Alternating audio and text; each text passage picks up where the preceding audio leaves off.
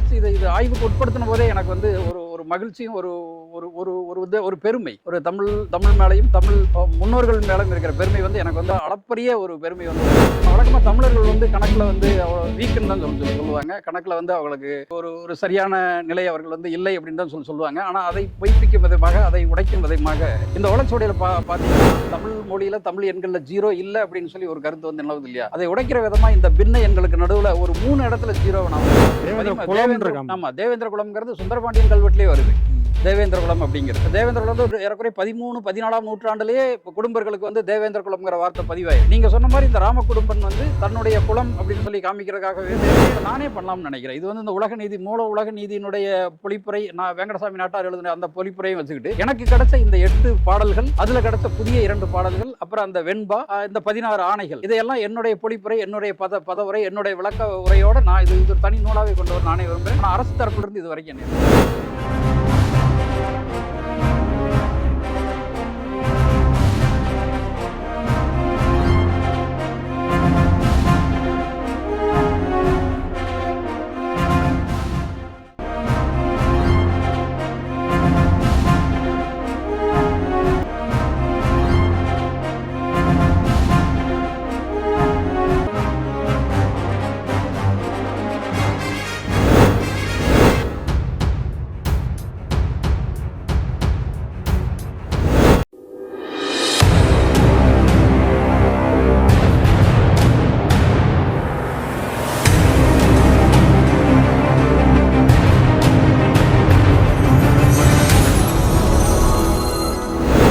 குடும்பம் அப்படிங்கிற பெயர் பொறிப்பு உள்ள இந்த ஓலைச்சுவடியில் வந்து 2 விதமா நமக்கு கிடைச்சிருக்குது. ஒன்று ஏற்கனவே சொன்ன மாதிரி, ஒன்று வந்து உலக நீதியினுடைய ஒரு பிரதி, இன்னொன்று வந்து முந்திரி இலக்கம்னு சொல்லி தமிழ் பின்ன எண்கள், தமிழ் எண்களினுடைய ஒரு கோடி வரைக்கும் இல்லை எண்களை வந்து எழுதிய ஓலைச்சுவடி கிடைக்குது. ரொம்ப ஆச்சரியமா இருக்குது. இந்த ஓலைச்சுவடி பார்க்குற போதே நமக்கு வந்து, அதாவது இதை வாசி இது ஆய்வுக்கு உட்படுத்தின போதே எனக்கு வந்து ஒரு ஒரு மகிழ்ச்சியும் ஒரு ஒரு ஒரு பெருமை, ஒரு தமிழ் மேலையும் தமிழ் முன்னோர்கள் மேலும் இருக்கிற பெருமை வந்து எனக்கு வந்து அளப்பரிய ஒரு பெருமை வந்து உண்டாச்சு. அதை வந்து எனக்கு சொல்றதுக்கு வார்த்தையே இல்லை. வழக்கமாக தமிழர்கள் வந்து கணக்குல வந்து அவ்வளோ வீக்குன்னு தான் சொல்லுவாங்க. கணக்குல வந்து அவங்களுக்கு ஒரு ஒரு சரியான நிலை அவர்கள் வந்து இல்லை அப்படின்னு தான் சொல்லுவாங்க. ஆனால் அதை பொய்ப்பிக்கும் விதமாக, அதை உடைக்கும் விதமாக இந்த ஓலைச்சுவடியில் பார்த்தீங்கன்னா மேலே வந்து முந்திரி இலக்கம்னு சொல்லியிருக்கு. முந்திரி இலக்கம் முறையுடன் படிக்க தந்தி முகத்தோன் தாளே சரணம் அப்படின்னு சொல்லி அந்த விநாயகர் துதியோட இந்த ஓலைச்சுவடி தொடங்கி ஒன்றுக்கு கீழ் இருக்கிற எண்கள் கால், அப்புறம் வந்து அரை, அப்புறம் வந்து முக்கால், அப்புறம் வந்து 1, அந்த 1க்கு போகக்கூடாது. அதனால என்ன பண்ணுது, 1/5, 1/10, 1/20, இந்த 1/20 எல்லாம் 1/10, 1 வருதெல்லாம் மா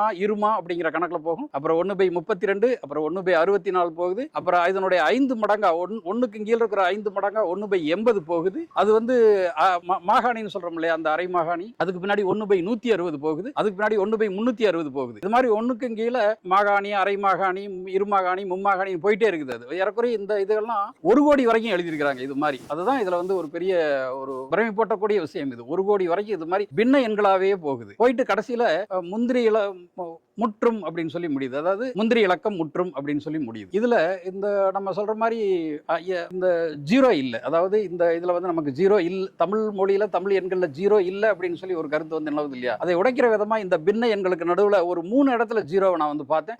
அதனுடைய ஆய்வுகள் வந்து தொடர்ந்து கொண்டிருக்குது. எப்படி அந்த 0 வந்து 0 மாதிரியே போட்டிருக்காங்க. கால், அரை, முக்கால் அப்படிங்கிற எண்ணுக்கு நடுவுலயே இந்த 0 வந்து போட்டிருக்காங்க. அது அந்த பின்ன எண்களோடய இருக்கு. இந்த பின்ன 1, 1 1/4, 2 1/4, 3 1/4 போகுது, 10 1/4, 20 1/4, 30 1/4 போகுது. அது மாதிரி 100 போகுது, 1000 போகுது, லட்சம் போகுது, அது மாதிரி கோடி வரைக்கும் இந்த பின்ன எண்கள் போகுது. இது வந்து ஒரு நமக்கு 15ஆம் நூற்றாண்டுல கணக்கதிகாரம்னு நம்மளுடைய பெருமையை சொல்லக்கூடிய ஒரு நூல் ஒன்று இருக்குது. தமிழர்கள் கணக்குல வந்து எவ்வளவு தீவிரமானவர்கள், எவ்வளவு சிறப்பானவர்கள் அப்படின்னு சொல்லக்கூடிய ஒரு நூல் வந்து நமக்கு வந்து இருக்கு. அது வந்து கணக்கதிகாரம்ங்கிறது. நீங்க வந்து அதை பாருங்க. அது வந்து ஒரு மலைமறை பிரதேசம் மாதிரி யாருமே பார்க்காத ஒரு நூல். அதை வந்து தமிழர்கள் எல்லாருமே அந்த நூலை வந்து வாசிக்கணும். கணக்கதிகாரம் வந்து 15ஆம் நூற்றாண்டில் எழுதப்பட்ட நூல். அது காரி அப்படிங்கிறவர் தான் அதை வந்து எழுதியிருக்காரு அப்படிங்கிறது நம்ம சில குறிப்புகள் மூலமா தெரியுது. 2 விதமான ஓலைச்சுவடிகள் வந்து இந்த ராமகுடும்பன் வந்து வச்சிருக்காருங்கிறது வந்து நமக்கு வந்து புரியுது. இப்போ இந்த எண்களை பற்றி சொல்கிறீங்கல்ல, இந்த எண்கள் வந்து ஏற்கனவே வந்து நம்ம டிஜிட்டலைஸில் பார்த்துருக்கோமே, அதுக்கு வந்து பின்னங்களில் அது போய்கிட்டே இருக்கு. இதுல அந்த பின்னங்களை வந்து இதுல வந்து 1 கோடி வரைக்கும் எழுதியிருக்கிறாங்க. இப்ப கால், அரை, முக்கால்னு போறோம் இல்லைங்களா? கால், அரை, முக்கால்னு போய் அப்புறம் 1 1/4, 1 1/2, 1/4, அப்புறம் 10 1/4, 10 1/2, 10 1/4, 1 கோடி வரைக்கும் ஓலைச்சுவடியே எழுதியிருக்கிறாங்க. அது மாதிரி 100, 100, அப்புறம் 100 கால், 100 அரை, அப்புறம் 100 முக்கால் இருக்குல்ல, முக்கால் 100, அது மாதிரி போயிட்டு அப்புறம் 1000 போகுது.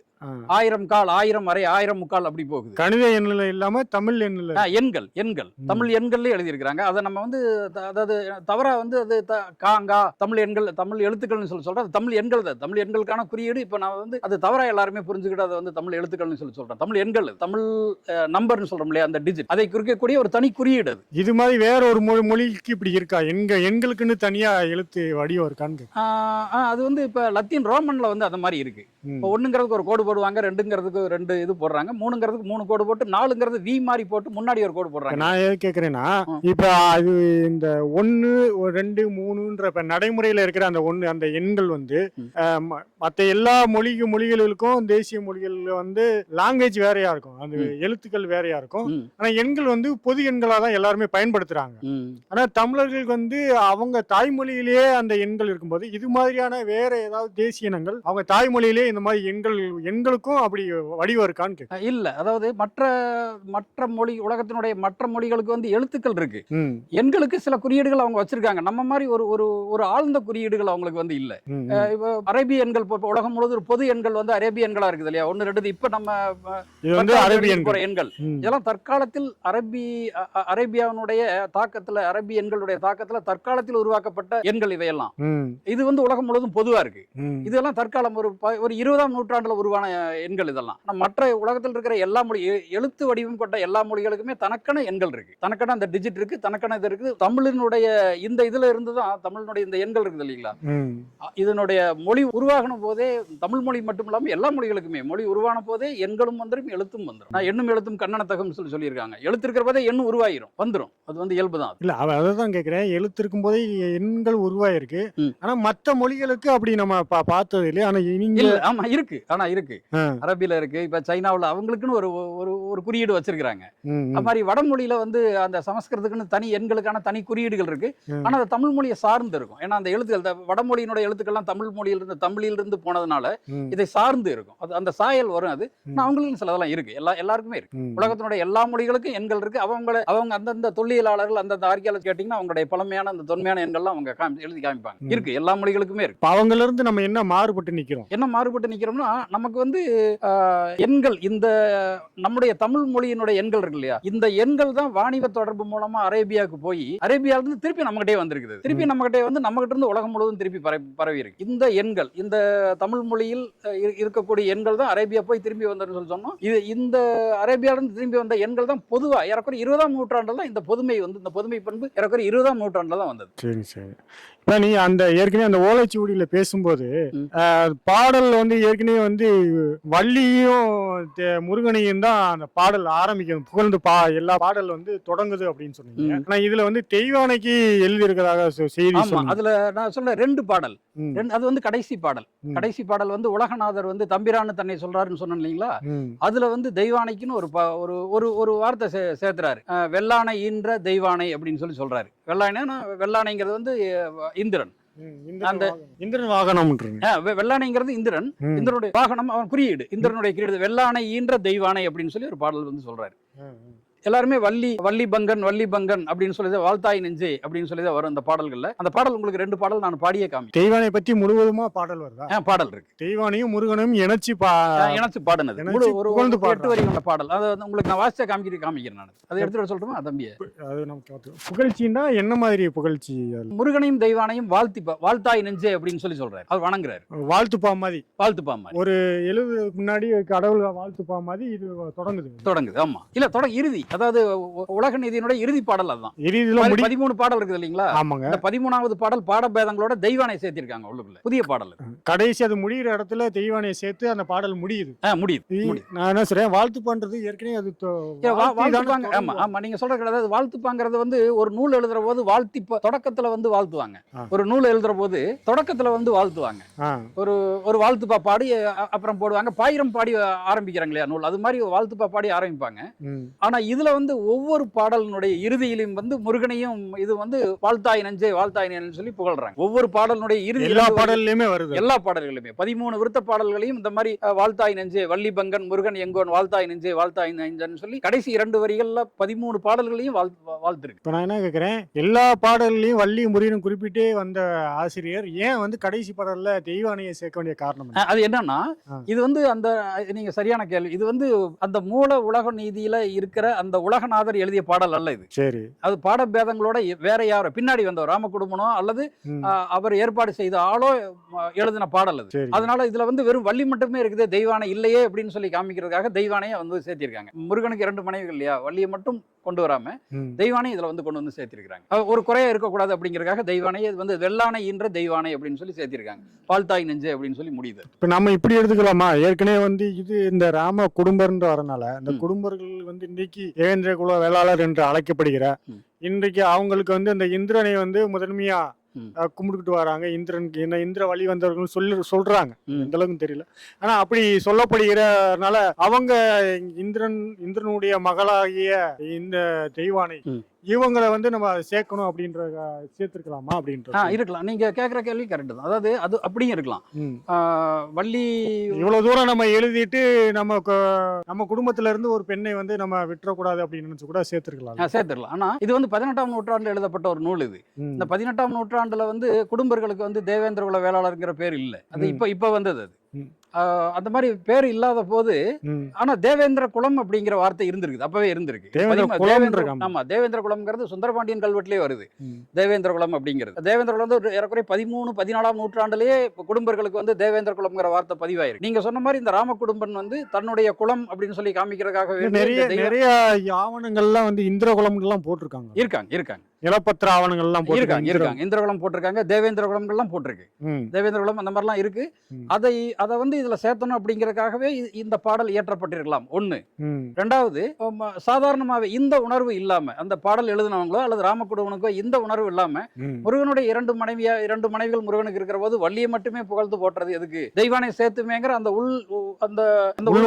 உள்ளுணர்வை இல்லாம கூட சேர்த்திருக்கலாம். 2 வகையான வாய்ப்புகளும் இருக்கு.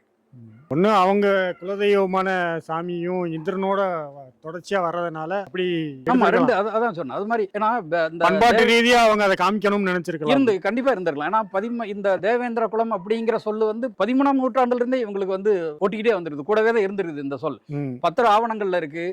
மற்ற எல்லா ஆவணங்கள்ல பற்றப்பதிவு ஆவணங்கள்ல சாதாரணமாவே 18, 10ஆம் நூற்றாண்டுல தேவேந்திர குலம் அப்படின்னு போட்டுதான் வருது. அது மாதிரி இருந்திருக்கு.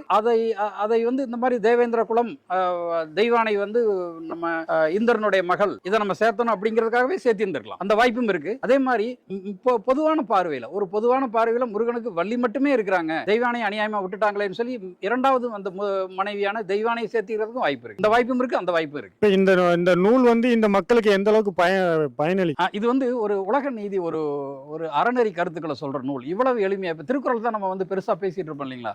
திருக்குறள் உலக பொதுமுறை அது மாதிரி பேசிட்டு இருப்போம். குறள் வந்து நம்முடைய அடையாளம், அது தமிழர்களுடைய அடையாளம். அது அதைத்தான் நம்ம வந்து பேசிட்டு இருக்கோம். முதல்ல இருந்து அதான் பேசிட்டு இருக்கோம், அதைத்தான் போற்றி புகழ்ந்துட்டு இருக்கிறோம். அதற்கு இணையானது இந்த உலக நீதி வந்து அதற்கு இணையானது. ஒரு கிஞ்சித்தும் கூட ஒரு தப்பான சொல் அதுல இல்ல. முக்கியமா நம்ம திருவள்ளுவர், திருக்குறள் இதெல்லாமே வந்து பெரியவர்களுக்கானது, நல்ல ஒரு மெச்சூரானவங்களுக்கு, அவர்களுக்கான ஒரு அறநெறி நூல் அது. இந்த உலக நீதி வந்து மிகச்சிறியவர்களுக்கு சின்ன வயசுல இருந்தே அது அவங்க நெஞ்சில வந்து இந்த அறநெறி கருத்துக்களை பதிய வைக்கணும் அப்படிங்கறதுக்காக வேண்டிய அந்த நோக்கத்துக்காகவே எழுதப்பட்ட நூல் இது. அதனாலதான் இப்ப பாட அரசு, நம்ம எந்த அரசா இருந்தாலும் நம்முடைய அரசுகள் வந்து 1ஆம் கிளாஸ்ல இருந்தே 2ஆம் கிளாஸ்ல இருந்தே இந்த பாடத்தை வந்து உள்ளுக்குள்ள வந்து ஒரு பாடமாவே வச்சிருந்திருக்காங்க. ஓதாமல் ஒரு நாளும் இருக்க வேண்டாம்ங்கிறது தமிழ் உலகில வந்து தமிழ் பேருலகில ஒரு அழியாத புகழ் வாய்ந்த ஒரு பாடல் அது. அதை இயற்றினவர் உலகநாதனார் மிகுந்த ஒரு அறநெறியோடு வாழ்ந்தவருங்கிறது தெரியுது, மிகுந்த ஒரு இரக்க குணம் உள்ளவருங்கிறது தெரியுது. அறநெறி கருத்துக்களை விதைத்து இந்த சமுதாயத்தை வந்து அடுத்த வர இளைய தலைமுறை வந்து நல்ல விதமா கொண்டு போகணும் அப்படிங்கிறது அவருடைய உள்நோக்கம்ங்கிறது நல்லாவே தெரியுது. சரிங்க. இப்ப நீங்க வெளியிட்டு இருக்கீங்களா, இந்த ஓலைச்சுவடி கொடுத்து அரசு தரப்புல இதை கொடுங்க, நாங்க பார்க்கணும் இல்ல ஆய்வு பண்ணணும் அப்படின்னு கேட்டு ஏதாவது செய்தி வந்திருக்குங்களா? இது வரைக்கும் வரல.